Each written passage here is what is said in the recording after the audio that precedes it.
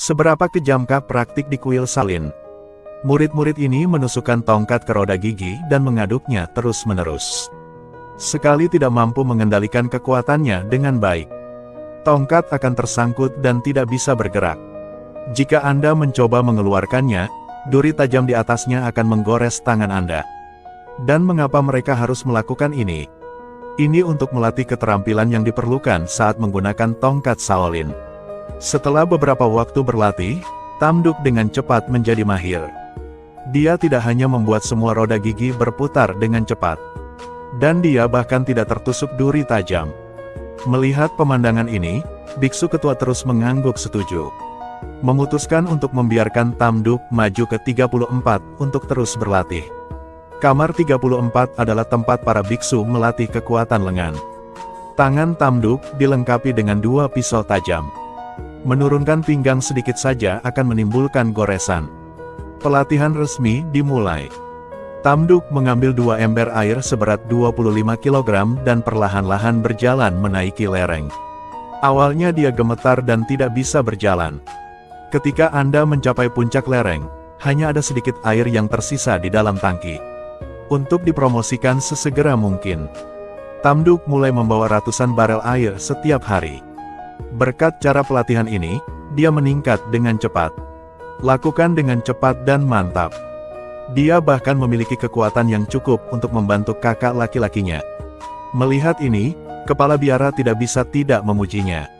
Melihat dia berjalan menjauh seperti terbang, aku tahu sudah waktunya dia pergi. Tam Duk, kamu tidak diperbolehkan membantu sesama siswa saat berlatih. Ini merupakan pelanggaran terhadap peraturan ruangan ini. Keluar dari sini. Apa itu? Biksu kepala biara. Pergi ke kamar 33. Terima kasih guru. Ruangan 33 merupakan tempat melatih kekuatan pergelangan tangan. Persyaratan kelulusannya sangat sederhana. Kepala biara akan membunyikan bel, dan Tam Duk membunyikan bel dengan sebatang bambu. Selama Anda mengikuti frekuensi yang tepat, Anda bisa lulus ujian. Tam Duk awalnya mengira itu mudah. Namun saat dia mengambil tumisan bambu, dia tercengang. Ternyata ini mempunyai arti yang sangat berbeda. Padahal palu itu hanya berbobot 5 kg. Namun dia diikat pada batang bambu yang panjangnya 1 atau 2 meter. Berdasarkan prinsip pengungkit, batang bambu bertambah panjang 1 inci. Maka palu itu akan berbobot 5 kg lebih. Jadi mengangkatnya saja butuh banyak usaha. Belum lagi harus memantau frekuensi ketukan. Kepala biara menyuruhnya memegangnya sejauh 8 inci. Untuk berlatih, lalu pukul drum secara perlahan. Namun meski begitu, Tam Duk tetap tidak bisa bertahan. Untuk melanjutkan, dia memutuskan untuk mencoba menggunakan tangan kirinya. Tapi hal yang sama berlaku untuk tangan kiri. Baru beberapa kali mengetuk, dia merasakan sakit yang menusuk di pergelangan tangannya. Namun Tam Duk tidak mau menyerah. Betapapun menyakitkannya, lanjutnya. Jadi setelah beberapa bulan, dia bisa menangani hal ini dengan sangat mudah. Jangan hanya memegang batang bambu sampai ke tepinya. Dia juga bisa mengubah posisi. Ikuti terus kecepatan mengetik. Akhirnya kepala biara tersenyum puas. Izinkan dia untuk maju ke level berikutnya. Biksu ini pergi ke dapur untuk makan. Lalu aku melihat sebuah danau di tengah jalan. Di dalamnya ada seikat kayu. Kalau mau lewat harus menginjak kayu. Ternyata ini adalah tempat latihan kungfu kaki. Melihat saudara lewat sangatlah mudah. Tam Duk juga mengikutinya. Alhasil, saat ia merangkak ke darat, ia segera berlari menuju restoran tersebut. Biksu ketua menghentikannya. Katakan bahwa orang yang tidak terawat tidak diperbolehkan masuk ke restoran. Tam Duk harus menjemur pakaiannya hingga kering. Namun saat saya berpakaian dan berlari ke dalam, bagian bawah rice cooker sudah terlihat. Tam Duk terlalu lapar untuk peduli. Anda harus lari ke kamar master. Melihat betapa menyedihkannya dia, kepala biara merasa kasihan padanya dan memberinya mangkuk. Tapi minta dia makan di bungkusan kayu yang mengapung. Tam Duk belum dilatih sehingga dia tidak bisa berdiri. Belum lagi duduk untuk makan. Begitu dia menggunakan kekerasan, dia kehilangan keseimbangan. Hasilnya bukan hanya tidak bisa makan sesuap pun, tapi malah melemparkan mangkuk itu ke dalam kolam. Malam itu, Tamduk lapar dan lapar. Semakin dia memikirkannya, dia menjadi semakin marah. Jadi dia memutuskan untuk berlatih sendiri dengan tong kayu. Saat pertama kali dia melangkah, dia terjatuh. Namun lambat laun saya menguasai keseimbangan. Keesokan harinya, Tamduk pergi ke danau. Kakak senior yang sombong ingin melihatnya mempermalukan dirinya sendiri. Alhasil, Tamduk tiba-tiba menyilangkan kaki. Menyeberangi kolam dengan mudah, hanya dengan satu kaki. Semua orang sangat terkejut dan memuji dia karena begitu baik. Kepala biara juga melihatnya. Jadi keesokan harinya, dia meningkatkan kesulitannya dengan menyebarkan tiang kayu. Kali ini bukan hanya Tamduk, namun semua saudaranya terjatuh ke dalam air. Malam itu semua orang berlatih di danau, namun masih belum bisa menguasainya. Kepala biara tidak bisa menonton lagi. Anda harus mengeluarkan setumpuk piring dan menjatuhkannya ke dalam air. Metodenya telah diajarkan. Selebihnya tergantung diri mereka sendiri. Tamduk mulai berpikir selamanya. Kemudian teruslah berlatih bahkan dalam mimpimu. Tiba-tiba dia menyadari bahwa yang penting adalah stabilitas dan kecepatan. Jadi dia segera pergi ke danau untuk berlatih tanpa tidur. Seperti yang diharapkan, kali ini efisiensinya meningkat secara signifikan. Setelah berlatih beberapa kali lagi, ia berhasil menyeberangi danau. Pada saat ini, biksu ketua juga muncul. Tersenyum dan mengangguk agar Tamduk naik level lagi. Tempat ini menguji stabilitas. Kepala biara meminta Tamduk berdiri di antara dua batang dupa. Dan lihatlah lilin yang bergerak. Awalnya baik-baik saja. Namun saat candle bergerak semakin cepat, Tamduk mau tidak mau menoleh untuk melihat. Hasil, dia berlatih keras berulang kali. Akhirnya mampu mengendalikan diri. Kepala biara mengajukan permintaan baru. Itulah kepekaan pelatihan. Dia menyuruhnya untuk memukul tempat lampu itu berada. Tujuannya adalah untuk menghindari ki tersembunyi dan meningkatkan kemampuan reaksi. Setelah melewati beberapa level pertama, seiring dengan pengalaman yang didapat dari latihan, maka Tamduk dengan cepat melewati pintu itu dengan sangat mudah. Dan diakui oleh biksu ketua. Saya telah bertanggung jawab atas ruangan ini selama 6 tahun. Saya baru saja melihat bahwa Anda adalah orang terbaik. Setelah melewati ruangan ini, dia menuju ke kamar 31. Di sini mereka dilatih teori serangan. Biksu itu harus memukul bagian atas karung pasir.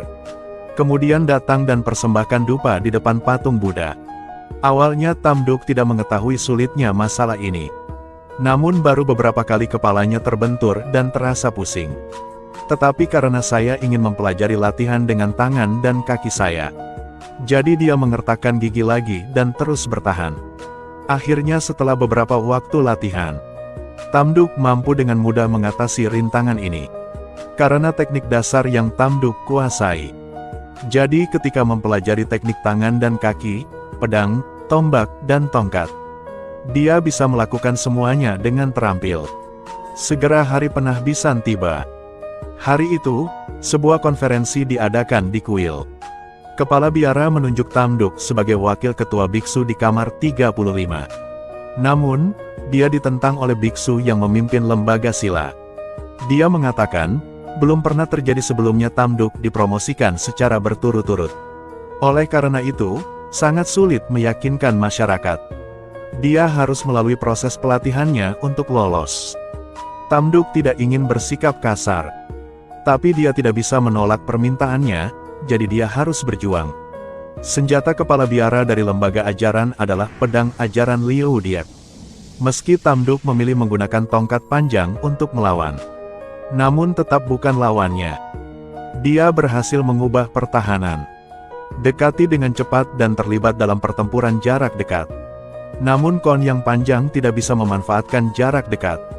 Hanya dengan beberapa jurus, Tamduk terus-menerus dipukul berkali-kali. Akhirnya senjata itu diambil. Terima kasih guru, saya kalah. untuk mengalahkan kepala biara dan menjadi biksu. Tamduk mulai berlatih keras di belakang gunung, tanpa mengetahui bahwa ini adalah waktu pelatihan. Membantu dia menciptakan senjata yang belum pernah terjadi sebelumnya. Sila pedang biksu ketua Liu Diep selalu berubah secara tak terduga. Untuk mengalahkannya, Tamduk menemukan tongkat pembunuh iblis. Teruslah berlatih di hutan bambu di belakang gunung. Tapi tidak peduli seberapa banyak dia berlatih, masih selalu merasa ada sesuatu yang tidak beres. Setelah berpikir panjang, dia menyadari bahwa dia bukan tandingan pamannya. Akhirnya memikirkannya selamanya. Tamduk memilih untuk memfokuskan usahanya pada pertarungan. Benar saja, dia masih mudah dikalahkan oleh kepala biara. Aku sudah mengalahkanmu dengan pedangku beberapa kali. 17 kali, jika saya memotong dengan pisau. Lalu apa yang akan terjadi padamu? Malamnya, Tamduk kembali ke hutan bambu untuk terus berlatih ilmu bela diri. Melihat senjatanya, dia terdiam. Lalu pindah lagi. Saat ini, pohon bambu yang tumbang di kepalanya menarik perhatiannya. Tiba-tiba dia mendapat ide yang berani. Kemudian Tamduk bertanding lagi dengan kepala biara. Dia memegang beberapa tongkat di tangannya.